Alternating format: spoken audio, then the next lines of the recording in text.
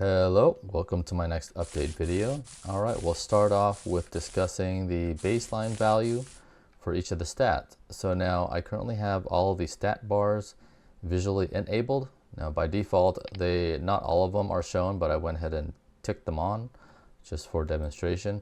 So you can see these little white markers on top of each stat bar. These represent the baseline values. So what that means is that that's the value that the stat wants to gravitate towards automatically over time. So for example, for the health, let's say I were to sustain some damage, and I'll just simulate that now. My stats 1. All right. Now what that means is that health will start to automatically restore until it gets to that point. So if we were to go to the status menu, you can see it's 85.1 and now it's 85.2. So it automatically just restores. Now we'll discuss this later, but we can also, through upgrading and improving our skills, we can increase the speed at which stats can heal or degrade if you happen to get some negative skills. But yeah, beside the point. So another example for, say, hunger and thirst, their baseline stat values are at 0. So that means that over time, their values will drop, and which makes sense because you always get hungrier and thirstier over time. So if we were to just hit the status, you can see, so thirst and hunger, they are currently just dropping on its own. See, thirst 97.1 and 97. And so that's how that works. Now, of course, you can continue to replenish and restore the stats, but over time they continue to gravitate to the point that they, to that baseline value. Now, for example, comfort, immunity, sanity, their baseline values are set somewhere not within the extreme. So like for comfort, it's at 80%. So anytime the current value, which is 98.7 right now, 98.6, it will drop until it hits about the 80% point, and at that point it stabilizes it, and it just stays there. If it drops below 80%, comfort will just start restoring itself, and if it goes above, it starts dropping. So that's how that works. So for example, we'll just do another example. Say the hand condition. If I were to sustain some damage on my hands, we'll just simulate that. And you can see the hand, 90.1, and it'll just tick back up. And 90.2, there we go. All right, now, and let's do this, say the comfort, because we've seen the comfort actually go down on its own. Now, if I were to bring comfort down below that 80% mark, so now it's below, and 68.1, and now it's 68.2. So now it's restoring. So that's how the baseline stats work and how they're represented here on screen.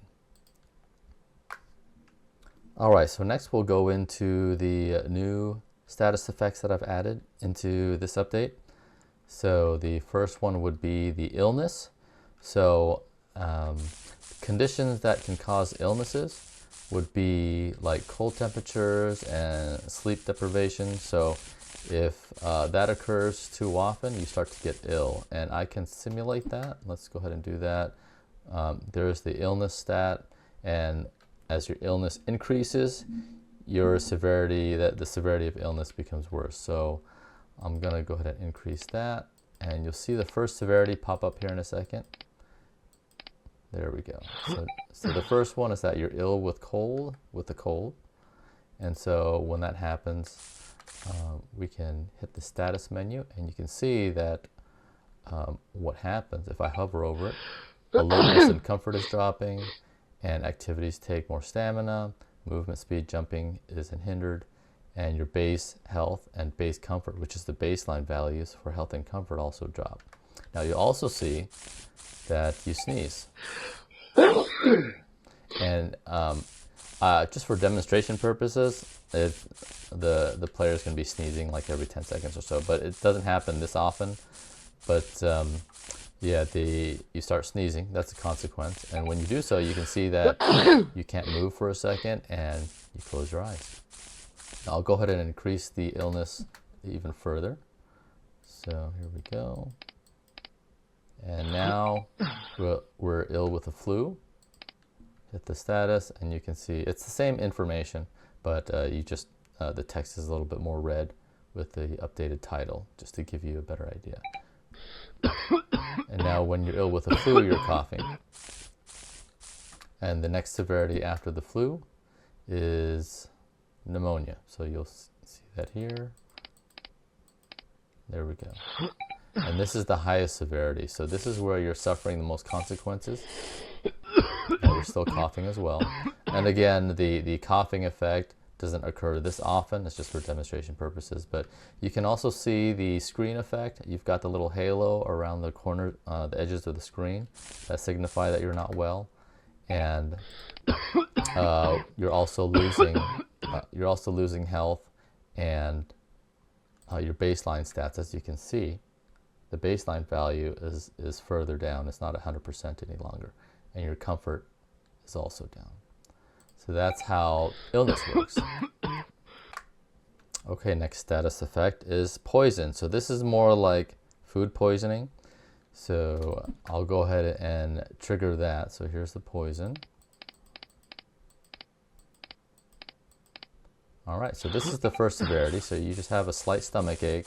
There's not, there isn't a huge negative impact here aside from, let's see here. So you just have a bit of comfort that drops a bit. Movement and jumping speed is hindered just a little bit. So by like 1 or 2 percentage points.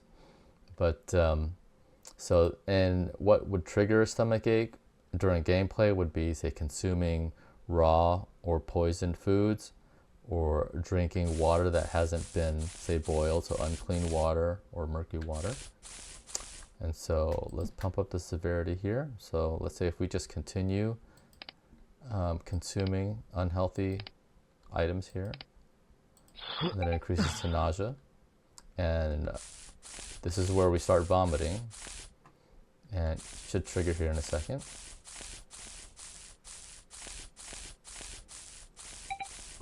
There we go. And then when you do so, when you're vomiting, you do lose some hydration and you lose some satiation as well. So there are consequences each time that you do vomit. And of course, for demonstration, the vomiting is happening like very frequently, like about 10 seconds or so every 10. But it won't happen this frequent either in actual gameplay. Now, after nausea would be, and you'll see, is dysentery. So this is where you start losing health, and of course a number of these stats, the baseline values, also drop down as well. And you can see comfort with all of this experimentation with the status effects has been dropping. All right, so the next status effect relates to bodily injury. So we'll start with the hand condition. So this is the peach colored status stat bar here. So this comes into play when you are using your hands in a very physical way. So for example, with your bare hands, if you were to try to dig things up like you know, plants, or let's say we'll try to dig up this dirt, some of your hand condition starts to degrade, and we will see it drop down a little bit. So just focus on that bar. Almost done. And there you go. Oh, and we're just sneezing from the dirt. All right, so you can see how the stat bar, the value went down a little bit. And now, if you try to use your bare hands on something a little lighter, like grass or whatnot, then it doesn't degrade as much. And if you remember, since the baseline stat is up at 100%, the hands will naturally restore itself over time. Now, your hand condition also degrades when using tools, so it's not just bare hands, but using tools, but of course it doesn't degrade as much because you're not, killing your fingertips or whatnot. So if we were to chop up this grass, you can see how the hand condition didn't degrade much. I'm gonna go ahead and spawn in a shovel, and we could demonstrate that with dirt this time. So we got the shovel, and let's try digging the dirt with a shovel. No. And so the hand condition didn't drop as much. Now, it still did trigger us over a certain threshold where our hands are now sore. So if we go and check our hand, the soreness starts, I believe, at 90%. So at the value of 90, your hand starts to get sore, but of course, it'll start to restore itself. And, you know, it wouldn't take too long. This is only about like 1.8 percentages off. So that's how that works. So, you know, if you overexert your hands too much, it gets sore, and you just have to wait a little bit for it to restore. Okay, similar to the hand conditions, next we'll talk about the leg condition. So this icon is supposed to look like a leg. And so what would contribute to, say, your leg condition degrading would be, say, jumping from high places, or even just jumping in general, just off of like 1 or 2 meter blocks. Your legs do degrade a little bit, and so I'll demonstrate that here. Let's say we'll just jump. We just constantly start jumping a lot, and you can see how the value is dropping a little bit. And you know what? I will go ahead and place a couple blocks, make it a little bit more evident here. So we'll go like this. All right, so we'll jump. There you go. Now you can see the leg condition start to degrade, because we're hopping down like 3 meters. So now from higher heights, let's see if we can demonstrate some fall damage. That's where it starts getting extreme, and you can degrade your legs to the point of some real injury here. And I'm gonna go ahead and restore my hand here. Let's see here, just so it doesn't distract us. So right now our legs are sore. For us to trigger the next severity level, so I'm gonna go ahead and get this going here a little taller. We may hop on over to that tree here. So let's do this. Here we go. So we're at 80, and let's go. There we go. So now we have a sprained leg, and that's not a happy situation. So with the sprained leg, we can take a look here. It goes, your comfort is dropping, movement and jumping speed is hindered, and your base health value and the base comfort is slightly, lowered. For health, it's very slight. Comfort, it's a little bit, off of the base, the default 80. But so with the sprained leg, you can see here, I guess you can't tell too much of the difference yet, but the jumping is slightly lower. But let's go ahead and go a little further. So we ignore the sprain and we just continue to jump from very high locations. So we'll do this again. There we go. And maybe one more, and we'll see the next severity here. There we go. See, now our leg is broken. So with this, our normal walking speed is a lot slower, and we are not able to jump very well. So right now, see, I'm trying to jump, I can't. And so our leg condition is currently almost at half as it should be. And so in order to recover from that, we can use some first aid here. So I have one already in my inventory. We've got the splint, and we've also got a cast. And both of them help your legs to heal on its own a lot faster. So right now, as you can see, the rate that it's restoring, so 57.3, and see, it doesn't go up that quickly. See, 57.4, there we go. Now if we were to use it, there we go. So now it reflects that our broken leg is splinted. There we go. And so you can see how 79.4, and it should be increasing a little bit quicker. 79.5 and 79.6. So the rate is, a little bit quicker. Now we can go ahead and just replace the splint with the cast, and it goes even quicker than that. So those are the benefits. And actually, we just transitioned to just having a sore leg now. So it has improved that much already.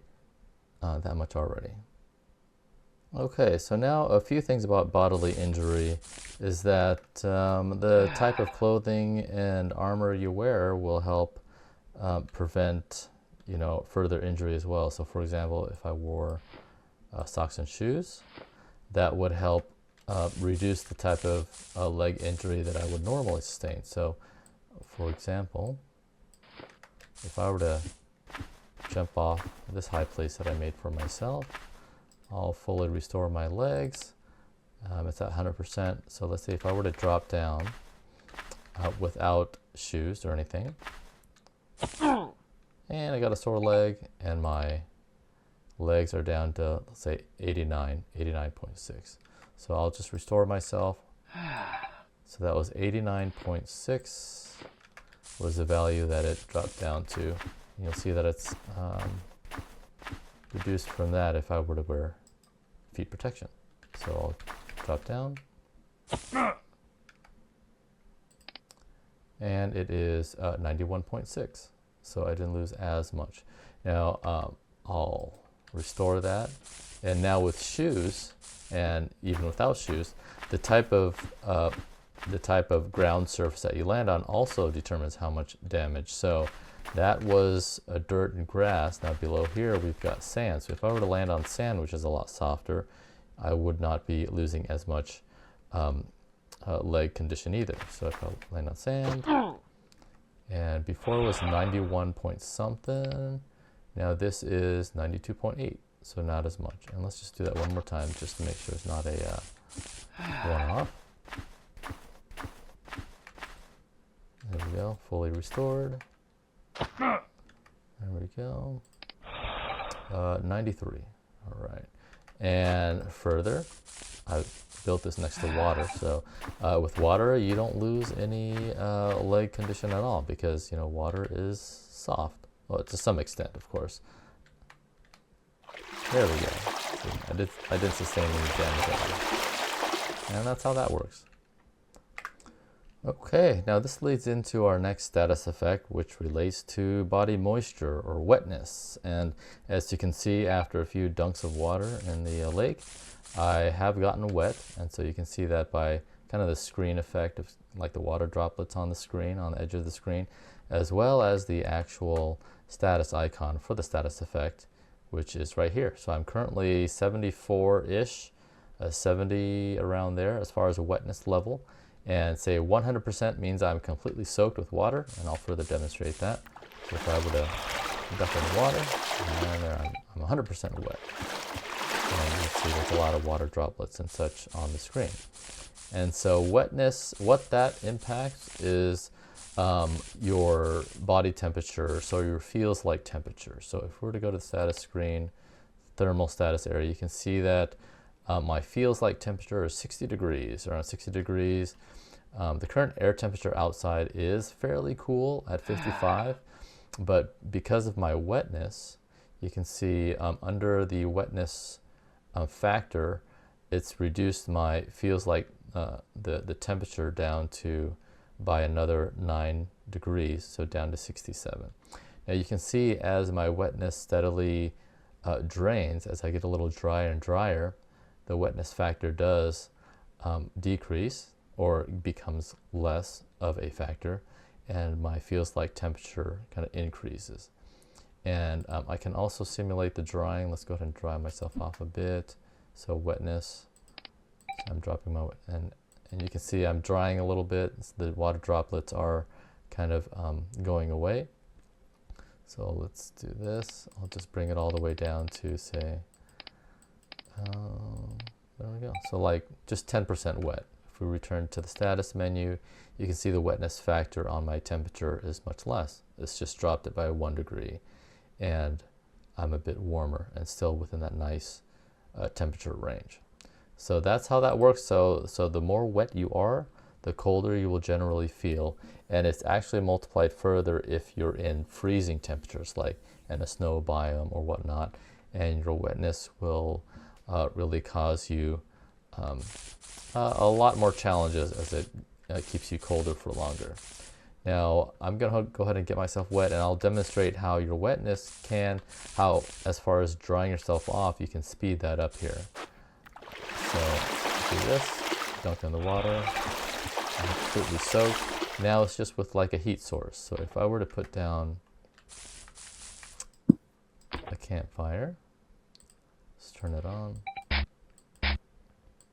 There we go.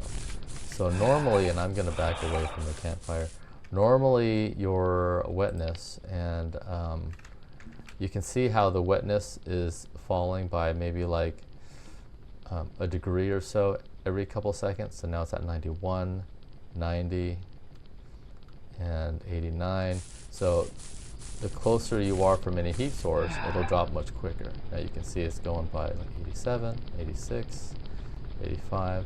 So if you can find yourself a heat source like a campfire, you can dry off a lot sooner. But even faster than that, if we were to take off all of our clothing, we dry off a lot quicker as well. So 70, 77.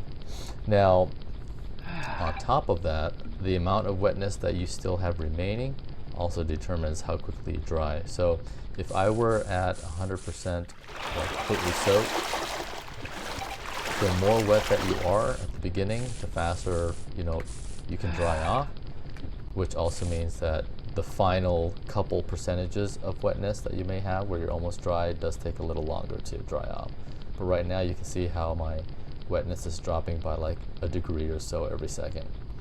But as it drops, but if my wetness were, say, a lot less, so let's say I were to drop it down to, I'm like drying off and I'm almost dry, I'm down to say 5% wetness, you can see how the wetness level drops much slower, which follows more realistic because the surface area of the moisture is not as high, so that evaporation is not as quick. There's not as much evaporation going.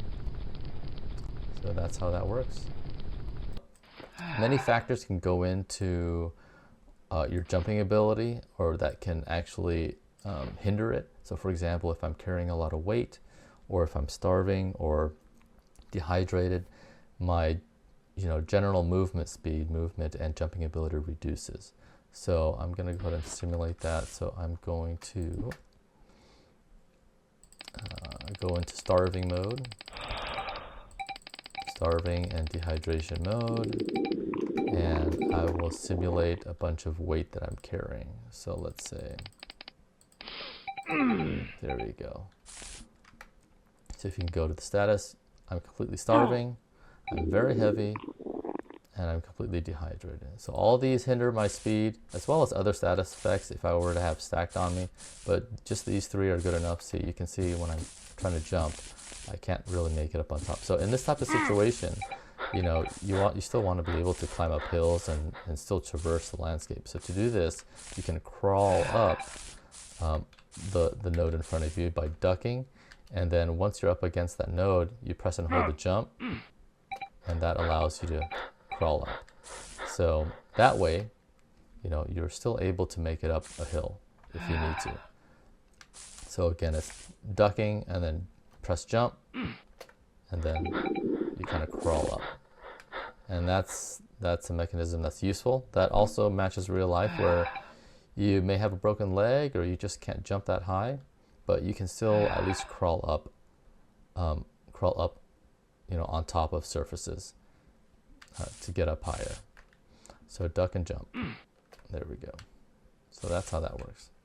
So as you gain experience, like with a lot of survival games and whatnot, so you gain experience, your experience bar goes up, and you gain a level, and with each level that you increase, you receive a skill point.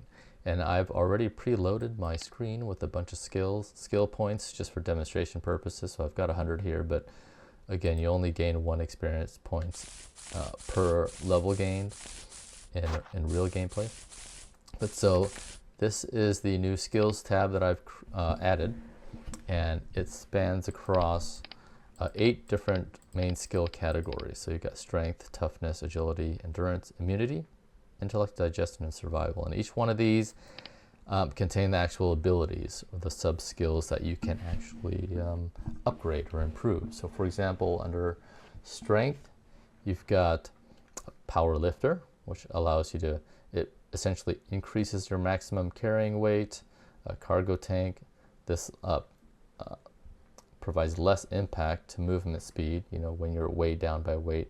So a lot of different characteristics that you can improve and change. So let's say for agility, so let's say we want to increase our running and movement speed. So for example, just as a baseline, this is how fast that you would run by default. So if I were to put in skill points to upgrade my running speed, which is speed walker, sprinter running speed, let's say I just pump it all the way up. Confirm that, and now this means I have a 50% increase in running speed. And so if I were to run now, you can see I'm much faster. There we go.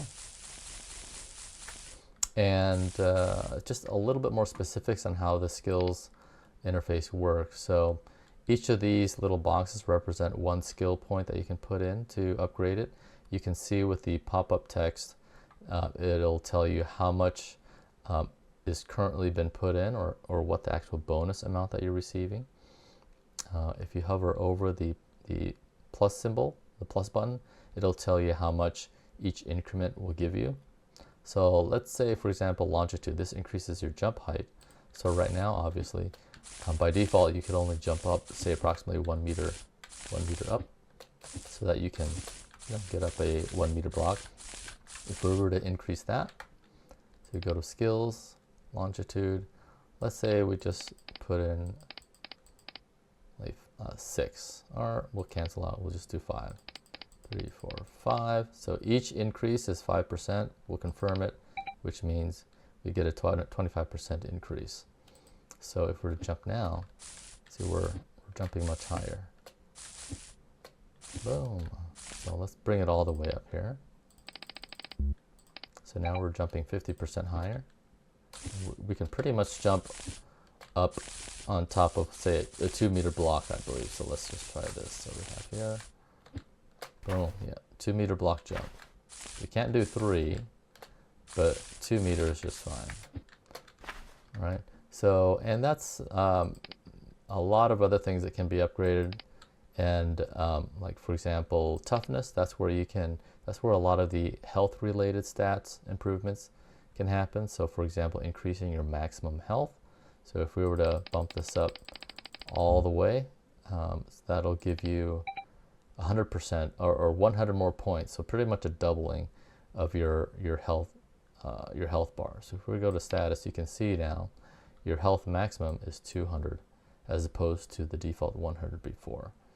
And that's how that works. You can always go to the help menu, which is completely updated, where you can go into the skills and get a better idea, a little bit more description on what each skill category, the types of improvements that are available. All right, so those are the skills and how you can improve your skills with the skill points from gaining levels. All right, so that covers the main additions that has occurred on this update. A few minor ones. So if you notice, compared from the prior version, prior update, with the status effects, and I'll just demonstrate that. The status effects, it does display, you know, what you can do to fix it with a little subtext here, but if you were to hover on top of the actual name, you'd now get a pop-up telling you what is the actual negative consequence. So that wasn't there before on the previous version. So you'll have that extra bit of information now. So now you can see what exactly is happening to you due to that status effect. So for example, you're very thirsty, it means your immunity and comfort is dropping, and those are the base stats that are being lowered, as well as your stamina. More stamina is required for activity, so things like that. The other minor update is that this thermal status box does show a lot more information. So you get actually every single factor that goes into what went into the feels like temperature. So again, the feels like temperature is the final temperature that you feel. And here on dry land, you've got the air temperature as the base, and these are all the factors that go into the air temperature to then get you to that feels like temperature. So now same thing with when you're underwater. Now I'm going to go ahead and heal myself here. There we go. When you're underwater, the air temperature is not the biggest factor. It's the water temperature. If I were to go down here, go to status, and you can see that the water temperature, the air and humidity and wind doesn't play. Everything off to the right is for the water temperature. So you've got the base water temperature, and these are the factors that are influencing the water temperature to get to your feels like temperature. Now, what if you're just standing in the water where you're exposed to the air, but you're also in the water? So that is also accounted for. So if you go to status here, the air temperature is accounted for, but not as much. You still have mainly the factors for the water temperature that goes into play. So much like in a realistic sense, when you're out in the open air, you tend to be not as cool as in temperature. So right now it's like 65 degrees. If I were to just stand in the water, it would be a little cooler. So we're at 53 degrees. And then if I were to be completely submerged,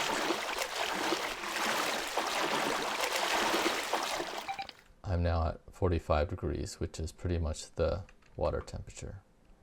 So that's the thermal status box. So that was enhanced a little bit. And also an update from the previous version is clothing and armor, where that also now improves your thermal temperature. So that was not implemented on the prior version, but now it does. So like, for example, if I were to go into the equipment buffs, you can see that the clothing I'm wearing is helping me prevent, say, being too cold. It's adding 17 degrees to my current feels like temperature. And as you can see, that's where the equipment entry goes in, plays a role in there.